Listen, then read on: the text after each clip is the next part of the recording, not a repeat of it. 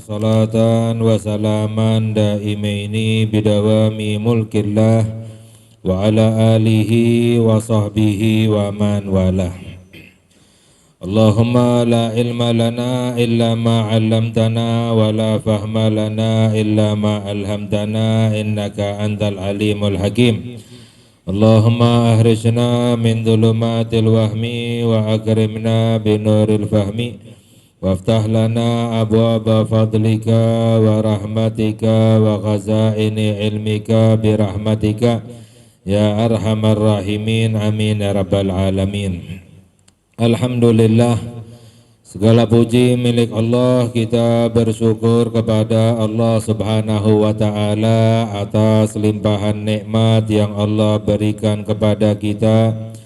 Khususnya adalah nikmat Allah jadikan kita sebagai hamba-hamba yang beriman kepada Allah, beriman kepada Nabi kita Nabi Muhammad sallallahu alaihi wasallam. Dan Allah Subhanahu wa ta'ala perintahkan kita untuk selalu meningkatkan iman kita kepada Allah.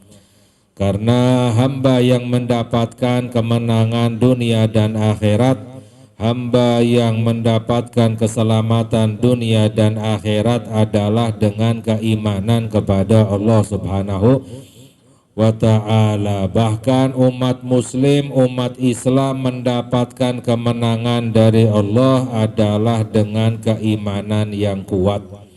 Sedangkan para ulama menjelaskan bahwa cara untuk meningkatkan iman kita kepada Allah yang pertama adalah dengan ilmu.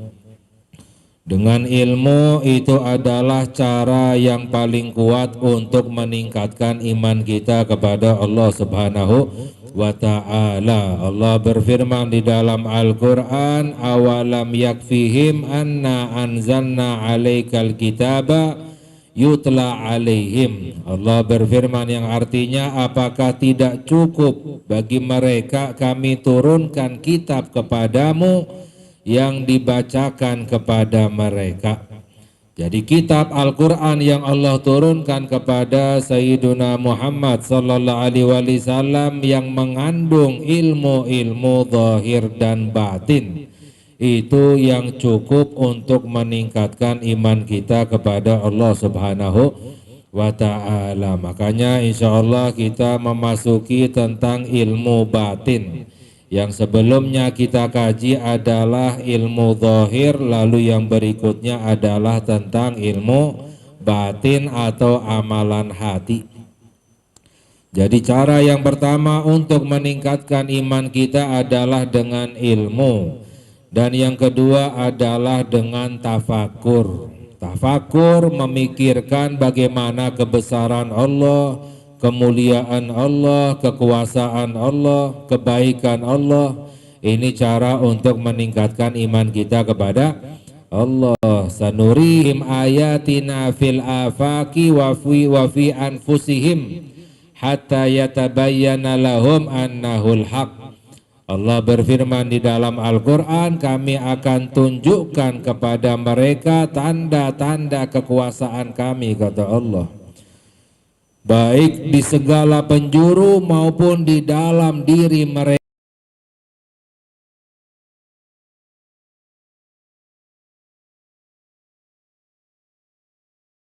sendiri, sehingga menjadi nyata bagi mereka bahwa Al-Quran itu adalah hak, datangnya dari Allah Subhanahu wa ta'ala. Jadi memikirkan bagaimana kekuasaan Allah, kebesaran Allah, kemuliaan Allah. Ini cara untuk meningkatkan iman kita kepada Allah. Lalu yang ketiga adalah dengan ibadah.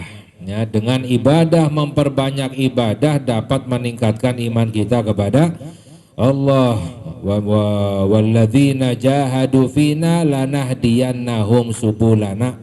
Di dalam Al-Quran Allah berfirman, orang-orang yang bermujahadah, bersungguh-sungguh beribadah kepada kami, kami akan tunjukkan kepadanya jalan kami, kata Allah.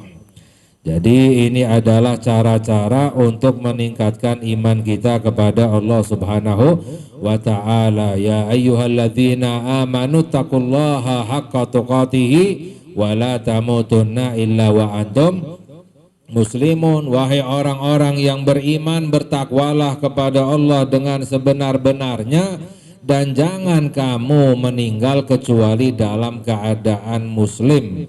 Benar-benar muslim maknanya sempurna imannya kepada Allah Subhanahu wa ta'ala. Jangan kita meninggal kecuali telah menjadi kuat iman kita, kuat yakin kita kepada Allah. Ini adalah orang yang meninggalnya dalam keadaan husnul khatimah. Qala al-musannif radhiyallahu ta'ala anhu wa nafa'ana bihi ila anggala faslun minal wajibatil qalbiyah.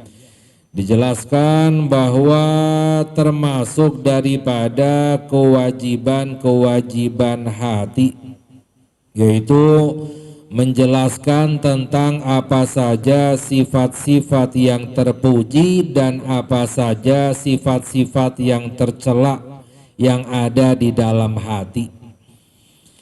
Di antara kewajiban hati, amalan hati yang pertama yang paling wajib adalah al-imanu billah, beriman kepada Allah Subhanahu wa ta'ala. Beriman kepada Allah. Ya, beriman kepada Allah apa maknanya? Biwahdaniyatihi wasbisifatihi ats-tsubutiyah wassalabiyah, yaitu mengimani keesaan Allah Subhanahu wa ta'ala. Allah Maha Esa. Apa maknanya Allah Maha Esa? Allah Maha Esa pada zatnya, Allah Maha Esa pada sifat-sifatnya, dan Allah Maha Esa pada perbuatannya. Maknanya tidak ada zat yang sama dengan zatnya Allah, tidak ada sifat yang sama dengan sifatnya Allah, tidak ada perbuatan yang sebenarnya kecuali perbuatan Allah. Perbuatan kita ini adalah perbuatannya Allah. Maknanya yang menciptakan perbuatan kita adalah Allah. Kita berbuat ini adalah ciptaan Allah. Wallahu khalaqakum wa ma amiltum. Ya, Allah yang menciptakan kalian dan wa ma ta'malun, dan Allah menciptakan apa yang kamu lakukan. Ya, apa yang kita lakukan itu adalah ciptaan Allah Subhanahu wa ta'ala di dalam Al-Quran. Jadi mengimani keesaan Allah Subhanahu wa ta'ala dan sifat-sifatnya Allah, baik yang ada maupun yang tidak ada, sifat-sifat yang wajib, sifat-sifat yang jaiz, dan sifat-sifat yang mustahil. Ini pernah kita kaji pada awal kitab Sulamut Taufik. Apa saja sifat-sifat Allah yang wajib, yang pasti ada pada zatnya Allah Subhanahu wa ta'ala. Apa saja sifat-sifat Allah yang mustahil, yang tidak mungkin ada pada zatnya Allah, dan apa saja sifat-sifat Allah yang jaiz, yang bisa ada bisa tidak ada, yaitu yang kita kenal dengan sifat 20.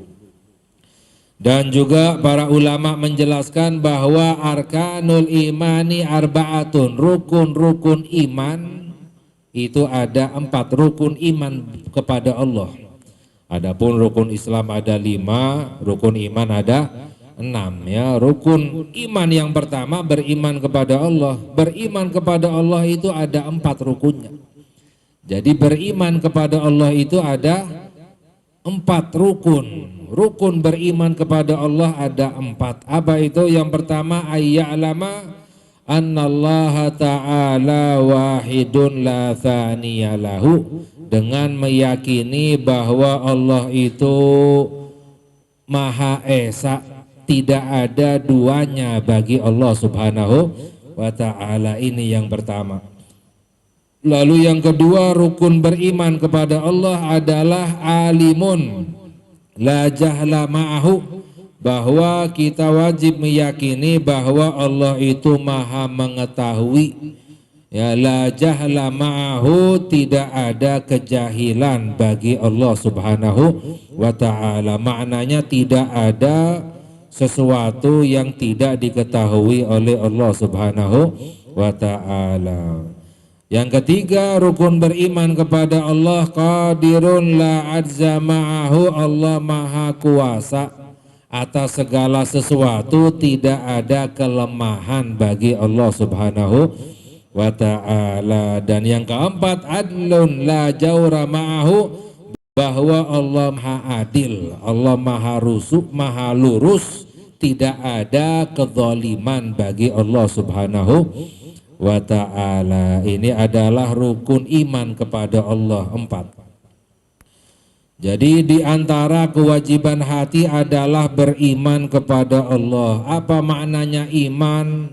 Iman itu adalah at-tasdiq, ya, at-tasdiq membenarkan, al-jazim yang pasti. Jadi tidak ada keraguan, yakin dengan pasti, itu namanya iman. Ya, kalau orang masih ragu kepada Allah berarti dianggap tidak beriman kepada Allah. Ya, makanya para ulama menjelaskan bahwa mengkaji ilmu tauhid itu nggak sama seperti mengkaji ilmu-ilmu yang lain. Kalau ilmu-ilmu yang lain itu ibaratnya seperti makanan, vitamin. Ya, semakin banyak vitaminnya semakin baik. Ya, tapi kalau ilmu tauhid itu ibaratnya seperti obat. Jadi ilmu tauhid itu seperti obat. Kebanyakan bisa overdosis, ya, bisa celaka, bisa menyimpang. Ya, wajib mengkaji ilmu tauhid sekiranya seperti obat untuk menghilangkan penyakit hati, keraguan kepada Allah Subhanahu wa ta'ala. Jadi wajib mengkaji ilmu tauhid sekiranya hilang keraguan, agar kita menjadi yakin kepada Allah. Wa bima jaa anillah, dan wajib untuk mengimani, di antara kewajiban hati adalah mengimani semua yang datangnya dari Allah Subhanahu wa ta'ala. Apapun yang datangnya dari Allah wajib untuk kita imani, kita benarkan, kita yakini.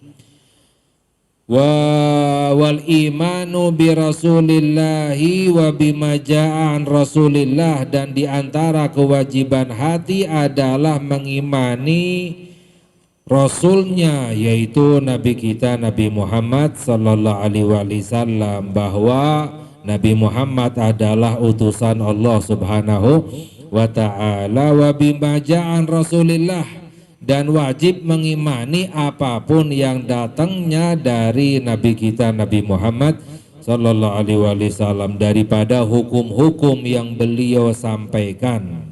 Allah Subhanahu wa ta'ala berfirman, wa ma atakumur rasulu fakhudhuhu wa ma nahakum anhu fantahu. Apapun yang datang dari Rasul, dari Nabi Muhammad sallallahu alaihi wasallam, maka ambillah maknanya, maka taatilah, ikutilah perintahnya.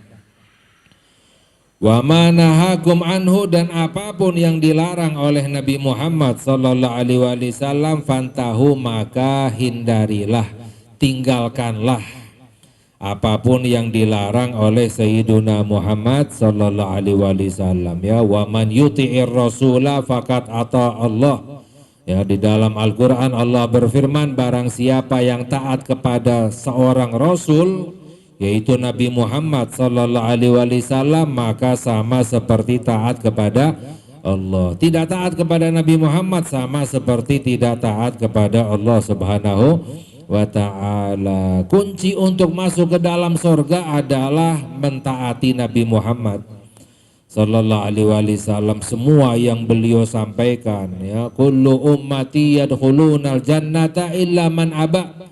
Nabi Muhammad sallallahu alaihi wasallam bersabda, semua umatku akan masuk ke dalam surga kecuali yang menolak untuk masuk ke dalam surga. Ya, sahabat bertanya, wa man ya'ba ya Rasulullah, siapa orang yang menolak masuk surga?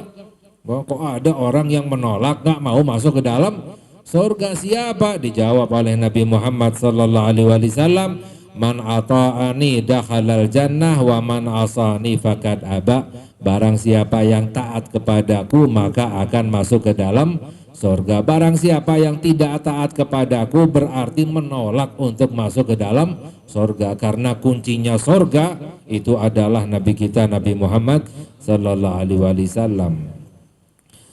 Dan juga di antara kewajiban hati, amalan hati adalah watasdiku, membenarkan, ya. Itu adalah makna iman, ya, membenarkan, ya, dengan hati semua yang datangnya dari Allah, membenarkan semua yang datang dari Nabi kita Nabi Muhammad.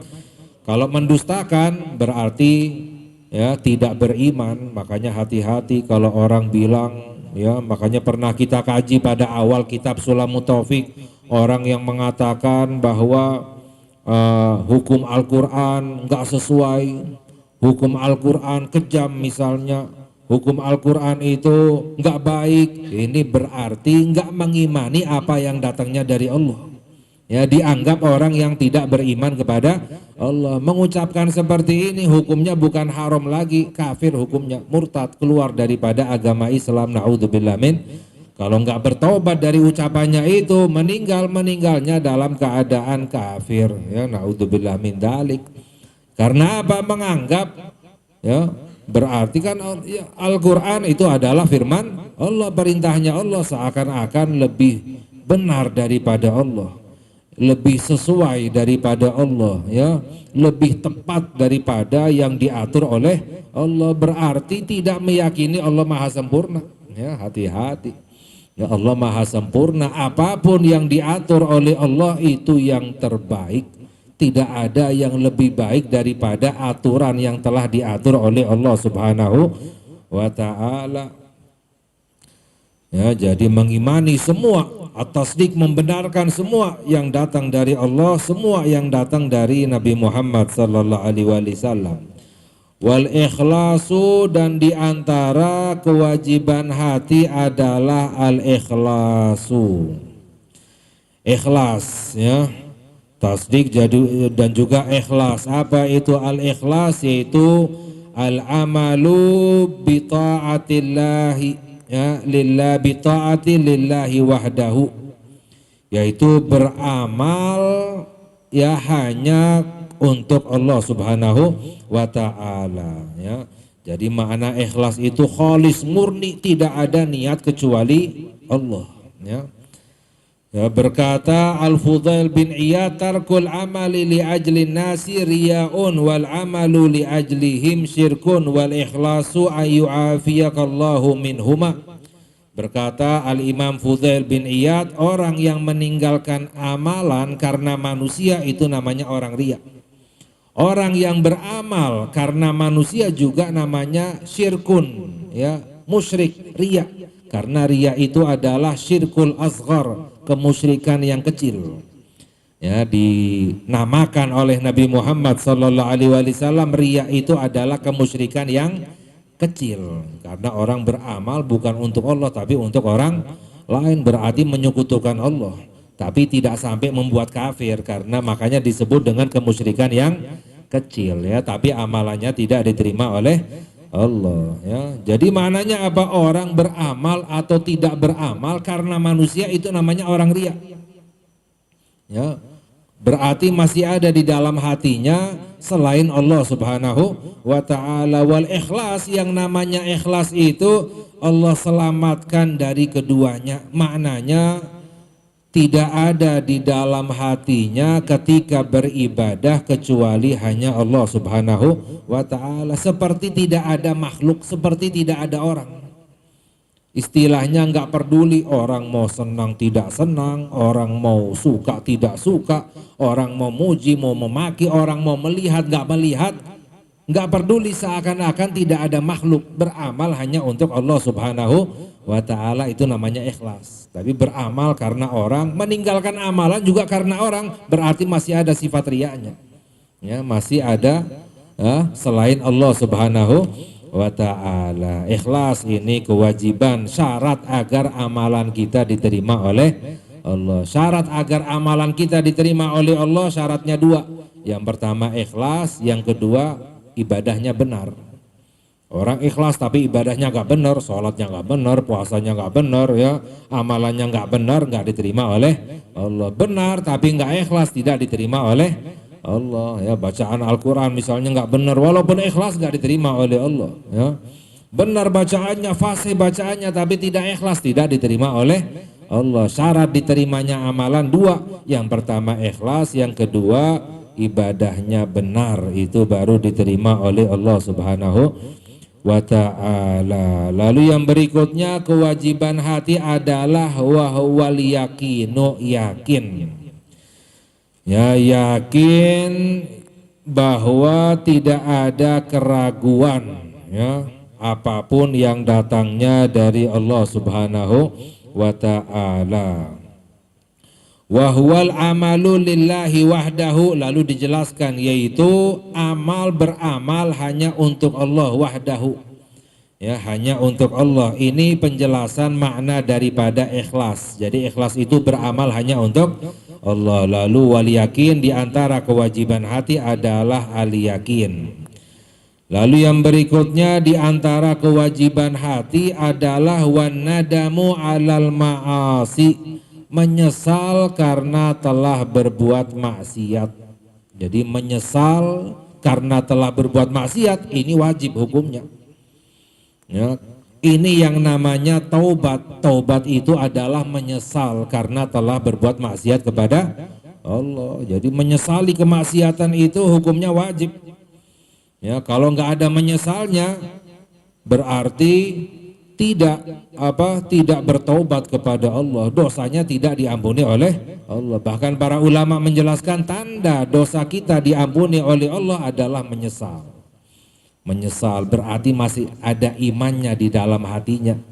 Ya, dalam hadis sabda Nabi Muhammad sallallahu alaihi wasallam, man sarrathu hasanatuhu wa sa'athu sayi'atuhu fahuwa mu'min. Barang siapa yang membuatnya senang karena ibadahnya dan membuatnya sedih karena kemaksiatannya, maka itu adalah orang mukmin. Orang yang beriman bahagia senangnya itu karena apa? Karena bisa beribadah kepada Allah. Bukan senangnya, bahagianya karena dunia, walaupun senang mendapatkan rezeki, mendapatkan harta, tapi bahagianya, lebih senangnya lagi ketika bisa beribadah kepada Allah. Itu tandanya orang beriman. Ya, tandanya orang beriman menyesalnya, sedihnya karena telah berbuat maksiat kepada Allah. Ya, menyesalnya bukan karena kehilangan harta, ya, kehilangan dunia, kehilangan uang dan lain sebagainya. Walaupun merasa sedih wajar, tapi orang mukmin lebih sedihnya lagi karena telah berbuat maksiat kepada Allah. Itu tanda orang yang masih ada imannya kepada Allah Subhanahu wa ta'ala. Jadi menyesalnya karena telah berbuat maksiat, sedih dan berharap, ya, tidak melakukan maksiat, ya, kepada Allah. Ingin berharap seandainya tidak berbuat maksiat kepada Allah. Coba kalau seandainya saya waktu itu tidak berbuat maksiat, itu tanda orang yang beriman kepada Allah. Orang yang menyesal seperti ini tandanya dosanya diampuni oleh Allah Subhanahu wa ta'ala. Ya, dalam hadis sabda Sayyiduna Muhammad sallallahu alaihi wasallam, an-nadamu taubah, penyesalan itu adalah taubat. Ya, taubat itu adalah menyesal karena telah melanggar perintahnya Allah Subhanahu wa ta'ala. Lalu yang berikutnya, di antara kewajiban hati, amalan hati adalah wa tawakkul Allah, yaitu bertawakal kepada Allah Subhanahu wa ta'ala. Ya, apa maknanya bertawakal kepada Allah? Yaitu al-i'timad, ya, bersandarnya kepada Allah. Pegangan hatinya itu adalah kepada Allah, baik di dalam urusan rezeki dan selamat dari semua bahaya atau bencana atau ancaman, itu yakinnya itu kepada Allah Subhanahu wa ta'ala. Ya, itu namanya bertawakal. Ya, jadi misalnya ada orang nyimpan uangnya di bank, merasa aman karena disimpan uangnya di bank, berarti itu namanya orang tawakalnya kepada bank, ya, bukan kepada Allah. Yang namanya orang bertawakal kepada Allah, boleh-boleh saja menyimpan uangnya di bank, boleh, bukan berarti nggak boleh. Boleh saja menyimpan uangnya di brankas misalnya, atau di bank dijaga, tapi tetap yakinnya itu kepada Allah. Maknanya yakin, ya, hartanya bisa selamat, aman jika dijaga oleh Allah Subhanahu wa ta'ala. Kalau Allah tidak menjaganya, walaupun disimpan di tempat yang paling aman sekalipun nggak akan aman. Itu namanya orang tawakalnya, pegangannya kepada Allah. Misalnya orang punya satpam, dijaga rumahnya dengan banyak satpamnya, merasa tenang karena banyak satpam, itu berarti tawakalnya kepada satpam, ya. Boleh-boleh saja punya satpam, tapi orang yang tawakal kepada Allah merasa amannya, yakinnya itu kalau dijaga oleh Allah. Walaupun boleh punya satpam, penjaga dan lain sebagainya, dikunci, ya, diamankan, tapi yakinnya tetap kepada Allah. Aman kalau seandainya dijaga oleh Allah. Kalau enggak dijaga oleh Allah, walaupun dijaga oleh 100 satpam sekalipun enggak akan aman. Itu yang namanya orang pegangannya kepada Allah, tawakalnya kepada Allah Subhanahu wa ta'ala. Hukumnya wajib. Wa tawakkal 'alal hayyil ladzi la yamut. Allah berfirman di dalam Al-Qur'an, dan bertawakallah kepada Allah yang maha hidup, enggak akan mati Allah. Maknanya apa? Selain Allah itu pasti akan mati. Selain Allah itu pasti akan, kalau tawakalnya kepada selain Allah, semua pasti akan mati. Maknanya percuma. Tawakalnya itu kepada yang maha hidup, yaitu Allah Subhanahu wa ta'ala. Wa tawakkul 'alallah, dan bertawakal kepada Allah. Innallaha yuhibbul mutawakkilin. Allah cinta kepada orang-orang yang bertawakal, ya. Wa 'alallahi tawakkalu in kuntum mu'minin, ya, dan bertawakallah kepada Allah jika kamu memang benar-benar beriman kepada Allah Subhanahu wa ta'ala. Lalu diantara kewajiban hati adalah wal muraqabatu lillahi, muraqabah, ya, merasa selalu bersama Allah Subhanahu wa ta'ala. Maknanya hatinya selalu yakin diawasi oleh Allah, ya, dirinya selalu dilihat oleh Allah, didengar oleh Allah, ya, muraqabah. Jadi selalu hatinya bersama Allah Subhanahu wa ta'ala, ya. Ini kedudukan ihsan namanya, kedudukan yang paling tinggi di dalam agama Islam, ya. Karena arkanuddin, rukun agama itu ada 3. Yang pertama Islam, yang kedua iman, dan yang ketiga adalah ihsan, ya, ihsan, ya.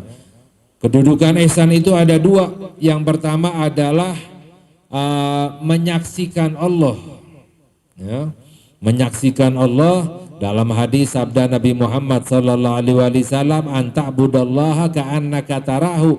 Ihsan itu adalah kamu menyembah Allah seperti kamu melihat Allah. Ini kedudukan para wali, ya. Jadi seperti melihat Allah selalu dengan mata hati, bukan dengan mata kepala, ya. Jadi selalu dalam keadaan apapun seperti melihat Allah Subhanahu wa ta'ala. Di bawahnya kedudukan ihsan itu adalah fa illam takun tarahu fa innahu yarak. Jika kamu tidak bisa melihatnya, maka kamu menyembah Allah seperti Allah yang melihatmu. Ya, itu namanya baru muraqabah, ya, selalu merasa dilihat oleh Allah Subhanahu wa ta'ala, diawasi oleh Allah, selalu hadir di dalam hatinya. Walaupun kita yakin kita dilihat oleh Allah, kita diawasi oleh Allah, kita didengar oleh Allah, tapi kadang lupa, ya kan? Bahkan mungkin sering lupanya. Ya, tapi orang yang sudah mencapai kedudukan ihsan, nggak lepas dari hatinya, selalu merasa dilihat oleh Allah, sehingga selalu hatinya bersama Allah Subhanahu wa ta'ala. Itu yang namanya al-muraqabah. Lalu diantara kewajiban hati adalah waridha anillahi, dan ridha, ya, rela menerima semua yang datangnya dari Allah Subhanahu wa ta'ala. Maknanya apa? Taslim, ya, pasrah kepada Allah dan tidak berpaling atau mengingkari atau menolak apapun yang telah diatur atau ditakdirkan oleh Allah Subhanahu wa ta'ala. Ridha anillah, bahkan hatinya merasa senang apapun yang telah ditakdirkan oleh Allah walaupun pahit rasanya. Ridha, ya. Ini hukumnya wajib. Hati-hati, kita harus selalu menerima apa yang ditakdirkan oleh Allah. Makanya kata Al-Imam Al-Ghazali radhiyallahu taala anhu dalam kitab Minhajul Abidin, orang yang tidak mengkaji ilmu hati kadang berbuat maksiat dikira itu adalah ibadah.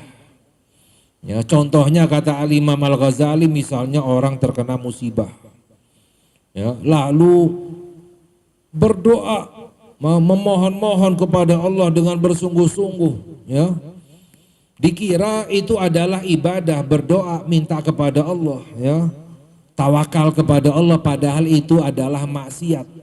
Ya, mengapa? Tidak menerima apa yang telah ditakdirkan oleh Allah. Ya, jadi minta-minta kepada Allah sampai nangis-nangis, tapi hatinya nggak nerima apa yang ditakdirkan oleh Allah.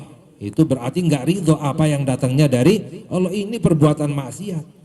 Ya, boleh-boleh saja kita minta sampai nangis-nangis, berdoa mohon kepada Allah, tapi hati kita tetap menerima apa yang telah ditakdirkan oleh Allah. Tetap menerima apa yang Allah takdirkan, saya terima, saya rela.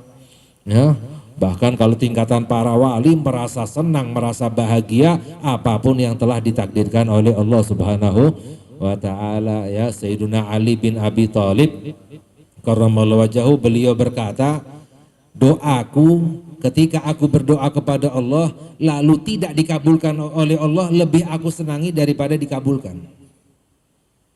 Kok bisa? Kalau kita kan senangnya kalau dikabulkan doa kita, ya kan?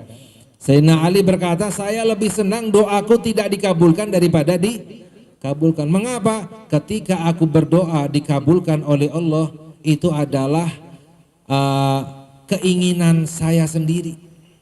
Sedangkan kalau tidak dikabulkan berarti itu adalah keinginan Allah. Saya lebih senang dengan keinginannya Allah daripada keinginan diri saya sendiri. Itu tanda orang yang benar-benar kuat imannya kepada Allah, benar-benar ridho kepada Allah Subhanahu wa ta'ala. Kalau kita nggak kuat seperti itu, ya kan? Ya, makanya kita tingkatkan selalu iman kita kepada Allah Subhanahu wa ta'ala. Makanya banyak-banyak dianjurkan untuk membaca minimalnya 3 kali di waktu pagi dan 3 kali di waktu sore atau malam. Raditu billahi rabban wa bil islami dinan wa bi Muhammadin nabiyya. Ya, saya ridha Allah sebagai Tuhanku. Maknanya apa? Menerima apapun yang datangnya dari Allah Subhanahu wa ta'ala. Wa bil islami dinan, saya ridha nerima Islam sebagai agama. Tandanya apa? Selalu mengikuti syariat Islam. Wa bi Muhammadin nabiyya, saya nerima ridha Nabi Muhammad sebagai nabi. Maknanya selalu menjalankan apapun ajarannya Nabi kita Nabi Muhammad sallallahu alaihi wasallam. Ya, waridha anillahi ta'ala. Dan di antara kewajiban hati adalah wa husnudzanni billah, dan berprasangka baik kepada Allah Subhanahu wa ta'ala. Ya, berprasangka baik kepada Allah. Ini hukumnya wajib. Dalam hadis sabda Nabi Muhammad sallallahu alaihi wasallam, khaslatan laisa fawqahuma syai'um minal khair, husnudzan billah wa husnudzan bi ibadillah. 2 perkara tidak ada yang lebih baik dari 2 perkara ini. Berprasangka baik kepada Allah dan berprasangka baik kepada hamba Allah. Ya, wa khaslatan laisa fawqahuma syai'um minasyarr, su'udzan billah wa su'udzan bi ibadillah. 2 perkara tidak ada yang lebih buruk dari 2 perkara ini. berprasangka buruk kepada Allah dan berprasangka buruk kepada hamba Allah Subhanahu wa ta'ala. Sedangkan di dalam hadis kursi Allah berfirman, ana inda dhanni abdi bi, aku ada pada prasangka hambaku kepadaku, kata Allah. Maknanya apa? Aku akan wujudkan prasangka hambaku kepadaku, kata Allah. Kalau hambanya berprasangka baik kepada Allah, maka akan diwujudkan oleh Allah. Kalau berprasangka buruk kepada Allah, udah dapat dosa, diwujudkan prasangkanya oleh Allah Subhanahu wa ta'ala. Ya, misalnya berprasangka Allah maha kasih sayang, Allah maha rahmat, ya, maka akan dirahmati, akan dikasih sayangi oleh Allah. Allah pasti akan memberi kebahagiaan kepadaku, memberi rezeki kepadaku, akan menghilangkan kesusahanku, akan diwujudkan oleh Allah. Allah pasti akan mengampuni dosa-dosaku, maka diampuni dosanya oleh Allah. Tapi kalau berprasangka, rezeki susah, seret, gak mungkin dapat rezeki, gak mungkin senang, ya semuanya ya diwujudkan oleh Allah. Ini sama seperti berprasangka buruk kepada Allah, ya gak mungkin dosa-dosaku diampuni, Allah murka dan lain sebagainya, ya diwujudkan. Ya, kita wajib. Mengapa? Kita wajib berprasangka baik kepada Allah karena Allah berfirman di dalam Al-Quran, wa huwa arhamur rahimin. Allah adalah arhamur rahim. Allah yang paling penyayang dari semua penyayang. Kita nggak mungkin berprasangka buruk kepada ibu kita. Oh, ibu saya mau meracuni saya misalnya. Ibu saya mau mencelakakan saya. Ibu saya mau mencoba membinasakan saya. Nggak mungkin. Mengapa? Karena kita yakin ibu kita pasti sayang kepada kita, padahal kasih sayangnya ibu kita belum ada apa-apanya dengan kasih sayangnya Allah.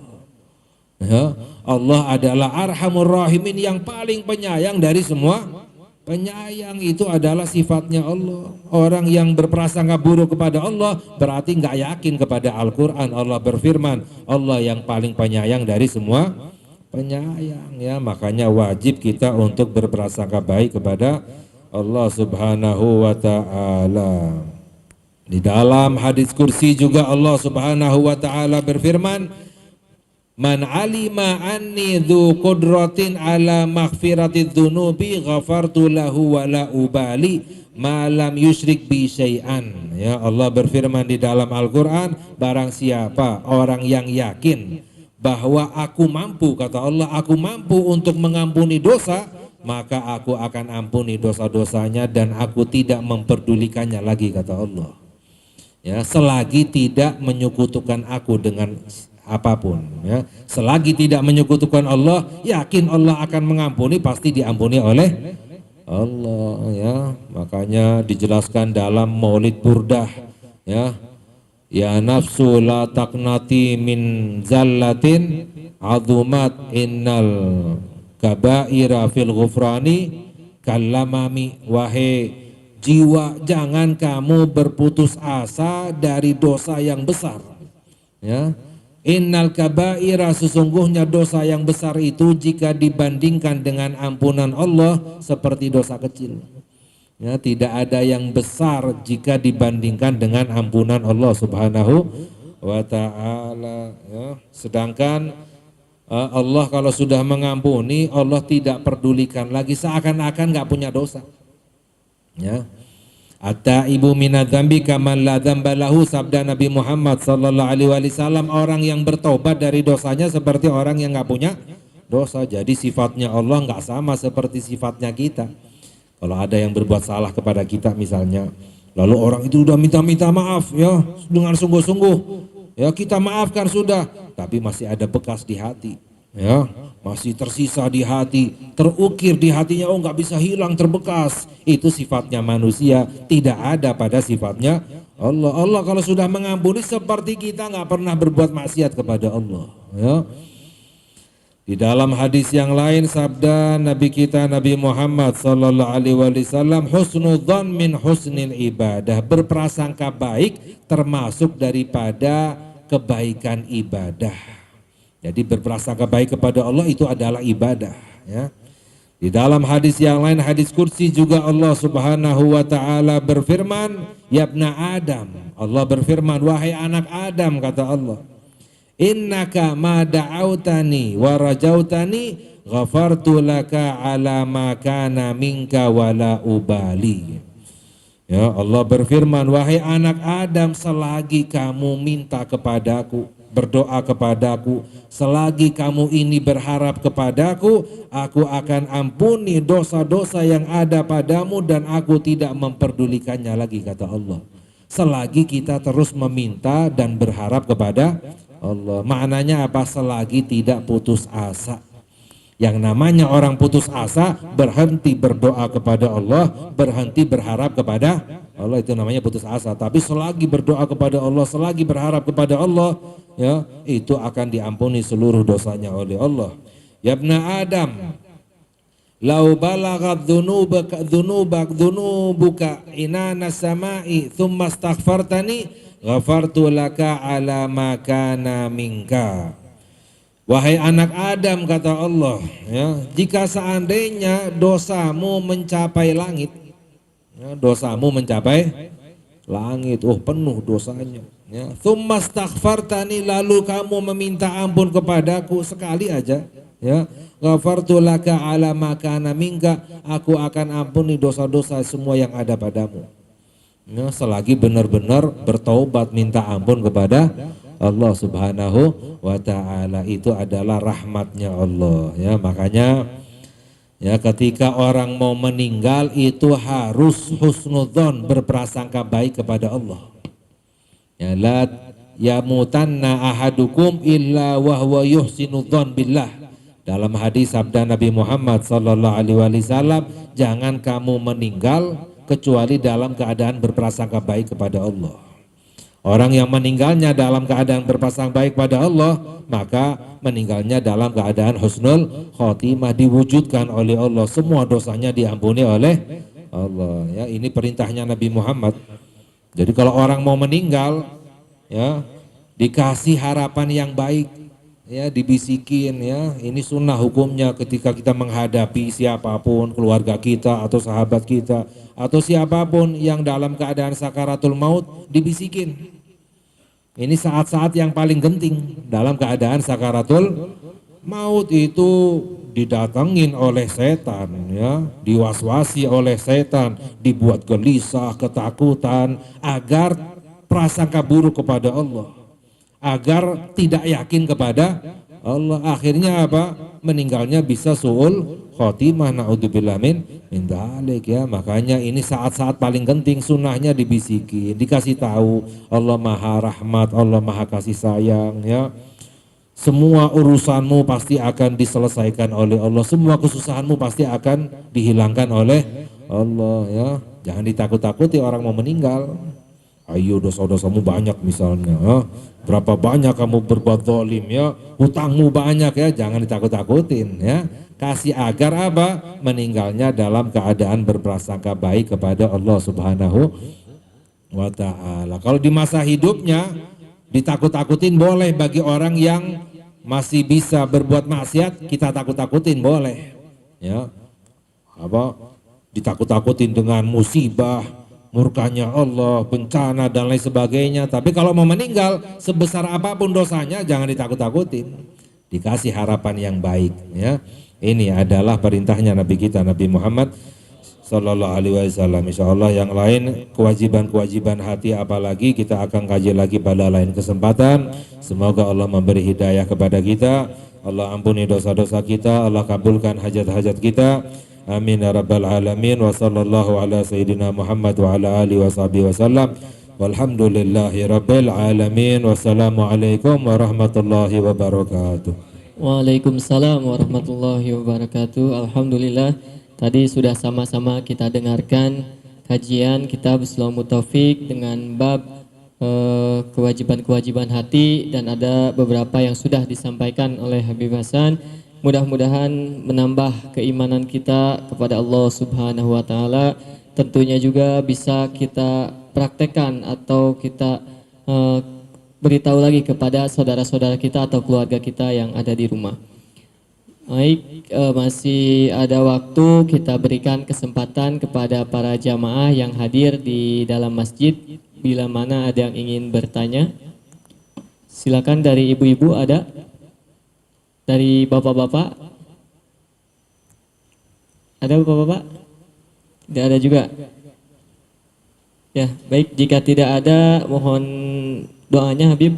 Ada ibu dari jamaah kita. Allahumma salli ala sayyidina Muhammad wa ashghilil zalimin bil zalimin wa akhrijna min bainihim salimin wa ala alihi wa sahbihi ajma'in. Allahumma salli ala sayyidina Muhammad wa ashghilil zalimin bil zalimin wa akhrijna min bainihim salimin wa ala alihi wa sahbihi ajma'in. Allahumma salli ala sayyidina Muhammad wa ashghilil zalimin bil zalimin wa akhrijna min bainihim salimin wa ala alihi wa sahbihi ajma'in. Allahumma salli ala sayyidina Muhammad wa ashghilil zalimin bil zalimin wa akhrijna min bainihim salimin wa ala alihi wa sahbihi ajma'in.